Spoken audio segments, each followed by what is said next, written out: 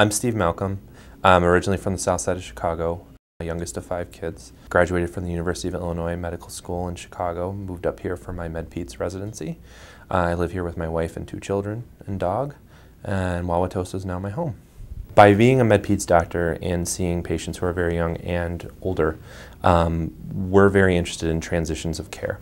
So whereas a patient who had a pediatrician and maybe had a chronic illness had to transition to an adult physician, that required a lot of communication, I can be that bridge. I can be the person who takes you from your childhood illnesses or problems and continues to care for you as an adult.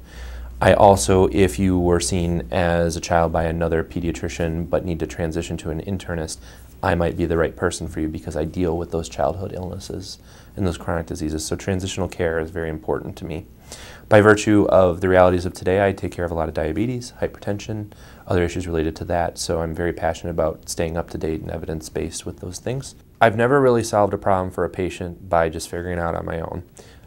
The first part about it is listening to the patient, listening to exactly what the problem is, and getting their perspective on what they think is going on. Then I take the knowledge that I gained in medical school and the stuff I read from reading New England Journal and other things, and I apply that to the patient. And I think the key to my philosophy is no 2 patients are the same, so no 2 prescriptions or remedies or treatment plans are going to be the same. Things need to be tailored to the patient such that it fits their lifestyle, it fits their beliefs and values, it fits their goals. And no 2 patients are going to have the same goals. With the first visit, I'm never going to make big sweeping changes. If you're a young child, there's no need to. If you're an older adult with chronic conditions, you probably have had a previous provider who made choices for a certain reason, and I'm not going to immediately come in and say, this is all wrong, you know, we're going to change things up.